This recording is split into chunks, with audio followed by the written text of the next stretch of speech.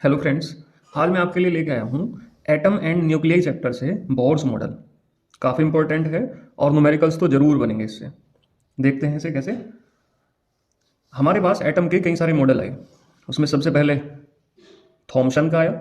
ठीक है, थॉमसन के बाद में फिर रदरफोर्ड ने मॉडल दिया अपना। रदरफोर्ड का मॉडल भी एटम को अच्छे से नहीं समझा पाया। उसके बाद फिर बोहर का मॉडल आया और आज मैं उसी को समझाने वाला हूँ। ऐसा नहीं कि बोहर के मॉडल से ही एटम पूरी अच्छे से समझ आ गया था, उसके बाद में फिर सोमरफील्ड का आया, उसके बाद में फिर श्रोडिंगर का आया। तो इस तरह से हम एटम्स को समझने की कोशिश कर रहे हैं। तो देखते हैं बोहर ने क्या कहा। बोहर ने अपने मॉडल को समझाने के लिए 3 पोस्टुलेट की हेल्प ली। उसमें सबसे पहला पोस्टुलेट क्या था, आप देखो। मान लिया ये कोई एटम है, सपोज ये हाइड्रोजन एटम है। एटम के अंदर एक न्यूक्लियस होगा, न्यूक्लियस के अंदर कौन होगा, न्यूट्रॉन्स एंड प्रोटॉन्स। प्रोटॉन पे कैसा चार्ज होगा, पॉजिटिव चार्ज, और न्यूट्रॉन पे कोई चार्ज नहीं हुआ करता। ठीक है, वे न्यूट्रल है, जीरो चार्ज। इलेक्ट्रॉन पे कैसा चार्ज होगा, नेगेटिव। ये न्यूक्लियस इस इलेक्ट्रॉन को अपनी तरफ अट्रैक्ट करेगा, फोर्स लगाएगा। फोर्स कौन सी होगी, इलेक्ट्रोस्टैटिक फोर्स। इलेक्ट्रोस्टैटिक फोर्स या कुलाम्स फोर्स, इसे निकालने का हमारे पास फॉर्मूला है।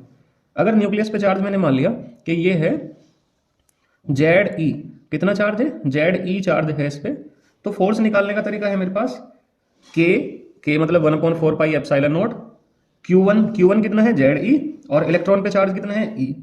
तो K Z E into E upon यहां से यहां तक की distance, suppose that is R. इस तरह से मैं फोर्स निकाल सकता हूं किस किस के बीच की, न्यूक्लियस के और इलेक्ट्रॉन के बीच की फोर्स। अब ये जो फोर्स होगी ये अट्रैक्टिव फोर्स है, मतलब न्यूक्लियस की तरफ फोर्स लग रही होगी, इलेक्ट्रॉन न्यूक्लियस की तरफ खींचेगा। लेकिन एक्चुअली ऐसा नहीं हुआ करता, ये इलेक्ट्रॉन एक सर्कुलर पाथ पे मूव करता है। तो बोर ने कहा कि इलेक्ट्रॉन जो सर्कुलर पाथ पे मूव कर रहा है उसे सेंट्रीपिटल फोर्स चाहिए मूव करने के लिए, और वो सेंट्रीपिटल फोर्स मिलेगी उसे ये जो कुलाम्ब फोर्स है उसकी वजह से। मतलब force between nucleus and electron, electron और न्यूक्लियस के बीच की जो फोर्स है इज रेस्पॉन्सिबल, यही जिम्मेदार है किसके लिए, सेंट्रीपिटल फोर्स के लिए। सेंट्रीपिटल फोर्स मतलब सर्कुलर मोशन। सेंट्रीपिटल फोर्स किसके इक्वल होगी, mv² अपॉन आर। ठीक है, इसे ध्यान रखेंगे। इसी पोस्टुलेट का इस्तेमाल करके हम रेडियस और वेलोसिटी निकालेंगे। दूसरा पोस्टुलेट ये है कि इलेक्ट्रॉन ऐसा नहीं कि हर जगह घूमते फिर रहे, ऐसा नहीं कि हर जगह आपको इलेक्ट्रॉन मिल जाएंगे। इलेक्ट्रॉन आपको केवल उन्हीं ऑर्बिट्स के अंदर मिलेंगे जहां पे इलेक्ट्रॉन का एंगुलर मोमेंटम mvr, ठीक है, एल से रिप्रेजेंट करते हैं और इसकी वैल्यू हुआ करती है mvr। ये h/2 पाई का, h क्या है, प्लांक कांस्टेंट, पाई आपको पता है इरेशनल नंबर है, h/2 पाई का इंटीग्रल मल्टीपल हो। ठीक है, इलेक्ट्रॉन्स उन्हीं ऑर्बिट के अंदर मूव करेंगे जहां पे इलेक्ट्रॉन का एंगुलर मोमेंटम h/2 पाई का इंटीग्रल मल्टीपल हो। ठीक है, n क्या है, इधर n है, सेल्स को रिप्रेजेंट करेगा, और n की वैल्यू हो सकती है 1 2 3 4 डैश डैश डैश, इस तरह से। ये दूसरा पोस्टुलेट हुआ।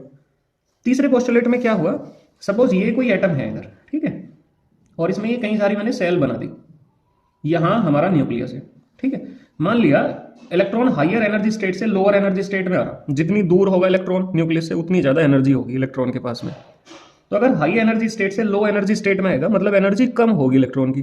तो ये जो इलेक्ट्रॉन की एनर्जी गई तो कहाँ गई, जैसे कम हुई इलेक्ट्रॉन की एनर्जी, मान लिया पहले 10 इलेक्ट्रॉन वोल्ट थी और माइनस के 10 इलेक्ट्रॉन वोल्ट थी और उससे कम होके वो कुछ और बनी, तो ये जो एनर्जी है ये कहाँ गई, तो ये जाएगी एक फोटोन की फॉर्म में।